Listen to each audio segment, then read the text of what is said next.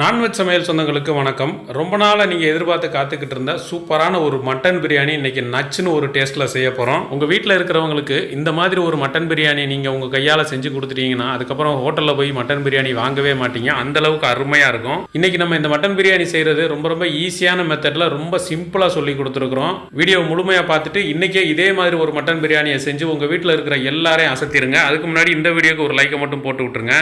வணக்கம். இன்னைக்கு நம்ம நான்வெஜ் சமையல் என்ன பார்க்க போறோம்னா, ரொம்ப நாளாக நீங்கள் எதிர்பார்த்துக்கிட்டு இருந்த சூப்பரான ஒரு மட்டன் பிரியாணி, அதுவும் சீரக சம்பால மட்டன் பிரியாணி தான் பார்க்க போகிறோம். இன்றைக்கி நம்ம எடுத்துக்கக்கூடியது 1/2 கிலோ மட்டன், 1/2 கிலோ அரிசி. அதுக்கு தகுந்தாப்புல இந்த மாதிரி ஒரு பாத்திரத்தை எடுத்துகிட்டு அதில் எண்ணெய் வந்து சன்ஃப்ளவர் ஆயில் ஒரு 100 ml சேர்க்குறேன். நீங்கள் வந்து கடலெண்ணெய் இல்லைன்னா தேங்காய் எண்ணெய் எதுனாலும் சேர்த்துக்கலாம். இப்போ எண்ணெய் சேர்த்துட்டு ஒரு 50 ml நெய். இப்போ எண்ணெய் சூடாகி வரட்டும். இப்போ நம்ம மட்டன் பிரியாணிக்கு உதிரி மசாலா சேர்க்கணும். உதிரி மசாலா வந்து 2 ஸ்டார் அன்னாச்சி பூவு, ஒரே ஒரு டீஸ்பூனு சோம்பு, ஒரு 5 கிராம்பு, 4 ஏலக்காய் சின்னதாக, பட்டை ஒரு 3 துண்டு, இந்த மாதிரி பிரிஞ்சி இலை ஒரு 2, இது வந்து கல்பாசி கொஞ்சம், இந்த மாதிரி ஒரு 2 பீஸ். இதை மட்டும் நம்ம இந்த தாளிப்பில் உள்ளே சேர்த்துக்கலாம். அப்படியே நல்லா பொரிஞ்சு வரட்டும். இப்போ நமக்கு மசாலா பொரிஞ்சு வந்த உடனே வெங்காயம் நம்ம வந்து ஒரு 1/4 கிலோ பெரிய வெங்காயத்தை நல்லா நீட்டை வாக்கில் வெட்டி வச்சுருக்கோம். அதை நம்ம உள்ளே சேர்த்துக்கலாம். இந்த வெங்காயம் நல்லா செவந்து வதங்கி வரணும். அது வரைக்கும் நம்ம இதை வதக்கி கொடுத்துக்கலாம். இப்போ நம்ம வெங்காயம் வந்து நல்லா இந்த மாதிரி நல்லா கொஞ்சம் ப்ரௌனாக வதங்கிடணும். நல்லா சொதிஞ்சு ப்ரௌனாக வதங்கிடணும். இந்த அளவுக்கு வதங்கின உடனே இஞ்சி பூண்டு பேஸ்ட்டு 2 சேர்ந்தது ஒரு 2 டீஸ்பூனு, அதை நம்ம உள்ளே சேர்த்துடலாம். சேர்த்துட்டு அந்த எண்ணெயிலேயே பிரட்டி விடுங்க ஒரு 1 நிமிஷம் மட்டும். இன்றைக்கி நம்ம வந்து மட்டன் வந்து 1/2 கிலோ எடுத்துருக்கோம். 1/2 கிலோ மட்டன் பார்த்தீங்கன்னா 4 நல்லி எலும்பு நல்லா பெரிய பெரிய பீஸாக, அதுலேயும் அந்த கறி வந்து அதில் ஒட்டி இருக்கணும். அந்த மாதிரி ஒட்டி இருக்கும்போது அந்த நல்லி எலும்பு அதில் நம்ம போட்டு வேகும்போது அந்த ஜூஸ் நல்லா இறங்கி பிரியாணியோட டேஸ்ட் நல்லாயிருக்கும். அதில் சுவை ரொம்ப ரொம்ப அதிகமாக இருக்கும். அதனால தான் நம்ம இன்றைக்கி எலும்போடு சேர்த்து எடுத்துருக்கோம். இன்னும் ஒரு 4 பேர் இருக்கோம்னா ஆளுக்கு ஒரு பீஸு. அப்புறம் அது போக நமக்கு இந்த மாதிரி துண்டுகள் கொஞ்சம் நான் இன்றைக்கி பெருசாக தான் போட்டிருக்கேன். ஏன்னா அப்படின்னா தான் நம்ம வந்து எடுத்து வைக்கும்போது ஒரு ஆளுக்கு ஒரு பீஸுன்னு கணிசமாக வரும். அதுக்காக ரொம்ப சின்னதாக முனிக்கி போட்டோம்னா கறி போட்டோமா போடலையான்னு தெரியாது. அதுக்காக தான் நான் இந்த மாதிரி வாங்கியிருக்கேன். மொத்தம் 1/2 கிலோ எடுத்து 2 தடவை நல்லா அலசிட்டு வச்சுருக்கேன். இதை எடுத்து நம்ம அப்படியேவும் இஞ்சி பூண்டு போட்டு 1 நிமிஷம் நல்லா கலந்து விட்டுட்டு இப்போ இந்த மட்டன் எல்லாத்தையுமே உள்ளே சேர்த்துடலாம். மட்டன் வாங்கும்போதே கொஞ்சம் நல்லா பார்த்து தெளிவான ஒரு இளம் ஆட்டுக்கறியாக வாங்கிக்கோங்க. அதான் நமக்கு சட்டுன்னு ரெடி ஆகும். நம்ம ஆட்டுக்கறி இன்றைக்கி நல்லா சூப்பரான ஒரு இளம் ஆட்டுக்கறி நம்ம ரெகுலராக வாங்குறவர்கிட்ட சொல்லி நான்வெஜ் சமையலுக்கு வீடியோவுக்கு போடணும். அதனால் 1/2 கிலோ சூப்பராக வெட்டித்தாங்க அப்படின்னு சொன்னால் அருமையாக வெட்டி கொடுத்துருக்காரு. இப்போ நம்ம இந்த எண்ணெயிலே அதை வதக்கணும். தண்ணி எதுவும் இப்போதைக்கு சேர்க்க போகிறதில்ல. எண்ணெயிலே நல்லா பெரட்டி கொடுங்க. எண்ணெயிலே நம்ம ஒரு பாதிக்கு மேலே வேக வச்சிடணும். நல்லா கறி நல்லா வெந்து வரட்டும்.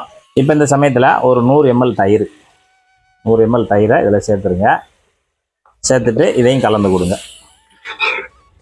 அப்போ தயிரும் இதுவும் சேர்ந்து நமக்கு வெந்து வரும்போது கறியை நல்லா சாஃப்ட் ஆக்கிரும்.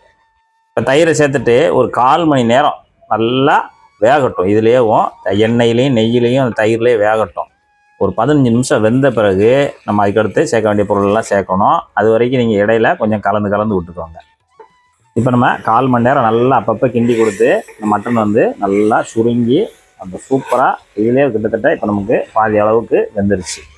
இப்போ இந்த அளவுக்கு ரெடியான உடனே ஒரு 1/4 டீஸ்பூனு மஞ்சள் தூள், 1 டீஸ்பூனு மல்லித்தூள், 1 டீஸ்பூனு நிறையா தனி மிளகாத்தூள், நம்ம காரத்துக்கு தகுந்தாப்பில் போட்டுக்கிறோம்னா நான் வந்து 1 டீஸ்பூன் போட்டிருக்கேன். இது கரெக்டாக இருக்கும். உப்பு ஒரு 2 டீஸ்பூனு. இது வந்து பிரியாணி மசாலா நம்ம டீ கடை கிச்சன்லேயும் போட்டிருக்கோம் வீடியோ. அதில் அரைச்ச மசாலா தான் இது. ஒரு 1.5 டீஸ்பூனு இந்த இடத்துல சேர்த்துக்கணும். நீங்கள் உங்கள் வீட்டில் இந்த மாதிரி பிரியாணி மசாலா அரைச்சது இல்லைன்னா நீங்கள் எதுவாக இருந்தாலும் போட்டுக்கலாம். பிரியாணி மசாலா பாக்கெட்டில் வாங்கி கூட போட்டுக்கோங்க. இல்லைன்னா கரம் மசாலா ஒரு 1 டீஸ்பூன் போல் போட்டுக்கிட்டு நீங்கள் அதை சரி பண்ணிக்கலாம். இப்போ நல்லா கலந்து கொடுத்துருங்க. இப்போ நம்ம தேவையான மசாலா அவ்வளோதான், ரொம்ப எல்லாம் கிடையாது. இந்த மசால் பொடி இவ்வளோதான் நமக்கு. இதை நல்லா போட்டு நல்லா இந்த மாதிரி கறியோடு சேர்த்து நல்லா கலந்து கொடுத்துருங்க. ஒரு 3 பச்சை மிளகா 2 கீரி வச்சுருக்கேன். அதே நம்ம இந்த இடத்துல சேர்த்துக்கலாம். ஒரு சின்னதாக 2 தக்காளி, பெருசுன்னா ஒரே ஒரு தக்காளி, அவ்வளோதான். இந்த மட்டன் பிரியாணிக்கு ரொம்ப தக்காளிலாம் சேர்க்க வேண்டாம். இந்த அளவுக்கு சேர்த்தாலே போதும். இதையும் போட்டு ஒரு பரட்டு. மல்லியில் நல்லா பொடுசாக வெட்டிட்டு தண்ணியில் கழுவி வச்சுருக்கேன். ஒரு கைப்பிடி இந்த அளவுக்கு சேர்த்துக்கோங்க. புதினா தழை கொஞ்சம் இலையாக எடுத்து வச்சுக்கோங்க, ஒரு கைப்பிடி அளவு உள்ளே சேர்த்துருங்க. இப்போ இந்த சமயத்தில் நம்ம சேர்த்தோம்னா அந்த மட்டனோட சேர்ந்து இந்த புதினா மல்லி எல்லாம் நல்லா சுருங்கி நல்லா மிக்ஸ் ஆயிரும். நமக்கு ஒரு நல்ல ஒரு ஸ்மெல் நல்லா வரும். புதினாலாம் நமக்கு அந்த மட்டன் பிரியாணியில் அதுதான் நமக்கு சாப்பிடும்போது கமன்னு வாசனை வரும். புதினா, மல்லி, தக்காளி, பச்சை மிளகாய் சேர்த்து ஒரு 2 நிமிஷம் மட்டும் நல்லா இந்த மாதிரி பிரட்டி கொடுங்க. இப்போ இந்த இடத்துல தேங்காய் பால் கண்டிப்பாக சேர்த்துக்கோங்க. தேங்காய் பால் சேர்த்திங்கன்னா உங்கள் மட்டன் பிரியாணி அடிச்சுக்க வேறு யாருமே வர முடியாது. அந்த அளவுக்கு செம்மையான ஒரு டேஸ்ட் கிடைக்கும். நீங்கள் ஒரு முறை ட்ரை பண்ணியிருந்தீங்கன்னா அடுத்தடுத்து நீங்கள் தேங்காய் பால் சேர்க்காம எந்த ஒரு பிரியாணி செய்ய மாட்டீங்க. அந்த அளவுக்கு அருமையாக இருக்கும். தேங்காய் பாலோட அளவு வந்து மெஷர்மெண்ட்டில் 1 கப்பு சேர்த்துட்டு இப்போ தேங்காய் பால்லையே நம்ம அந்த மட்டனை கொஞ்சம் ஒரு 5 நிமிஷம் லேசாக வேக விடுவோம். தேங்காய் பால் ஊற்றி 5 நிமிஷம் ஆச்சு. 5 நிமிஷம் நல்லா இந்த தேங்காய் பால்லே மட்டன் வெந்துக்கிட்டு இருக்கு. இப்போ இதுக்கு தேவையான தண்ணி வந்து நம்ம இங்கே ஒரு 1.25 லிட்டர் எடுத்து வச்சுருக்கோம். இப்போ நம்ம வந்து அரிசி வந்து மெஷர்மெண்ட்டில் 2.5 கப்பு எடுத்து வச்சுருக்கோம். அந்த 2.5 கப்பு அரிசிக்கு 5 கப்பு தண்ணி, அதாவது அப்படியே டபுள் மடங்கு. இப்போ நம்ம தண்ணி சேர்த்து இந்த மட்டன் வந்து ஒரு 1/4 மணி நேரம் நல்லா அந்த தண்ணியிலே மசாலா தண்ணியிலே கொதித்து வேகணும், வெந்து வரட்டும். நம்ம வந்து சீரக சம்பாவில் தான் பண்ண போகிறோம். சீரக சம்பா அரிசி நல்லா அந்த அளவுக்கு இருக்கும். இது வந்து நம்ம மெஷர்மெண்ட்டில் ஒரு 2.5 கப் எடுத்துருக்கோம். இது வந்து வெயிட்டில் ஒரு 1/2 கிலோ. இப்போ நம்ம அங்கே தண்ணி கொதிக்கிறதுக்காக ஊற்றி வச்சுருக்கோம்ல, அது நல்லா கொதித்து ஒரு 10 நிமிஷம் கொதித்து வர்றதுக்குள்ளே நம்ம இந்த அரிசியை கழுவிட்டு இப்படியே வச்சிடலாம். ஒரு 2 தடவை கழுவிட்டு வச்சா போதும். இப்போ நம்ம கழுவியாச்சு. கழுவிட்டு இது அப்படியே இருக்கட்டும். அந்த 10 நிமிஷம் தண்ணி கொதித்து வெந்து வந்த உடனே நம்ம அப்படியே அரிசி சேர்த்துக்கலாம். இப்போ நமக்கு மட்டன்லாம் நல்லா சூப்பராக வெந்து வந்துருச்சு.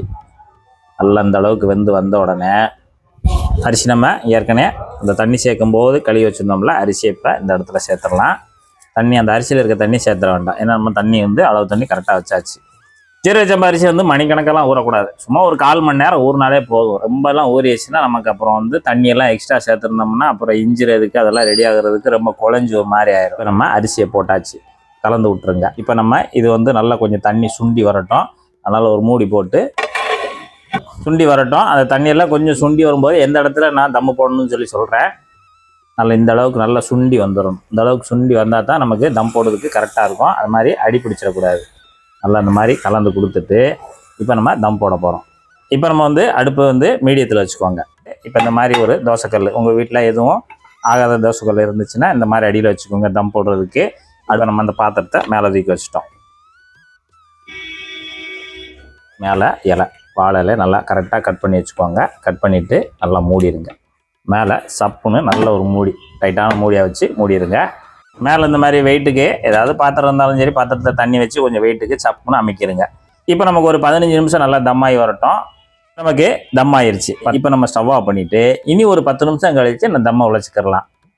இப்போ நமக்கு 1/4 மணி நேரத்துக்கு மேலே ஆச்சுங்க. இப்போ தம்மை ஓப்பன் பண்ணி பார்த்துடலாம். மேலே இருக்கிற அந்த இலையெல்லாம் பார்த்தீங்கன்னா அப்படியே சுருண்டு போயிருக்கும். இலையை தூக்கி வெளியே போட்டுருவோம்.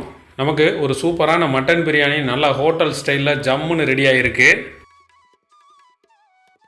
அப்படியே பூ போல் கறி பார்த்தீங்கன்னா அப்படியே நல்லா வெந்து நல்லா அருமையாக வந்துருச்சு. சூப்பராக வந்துருக்கு.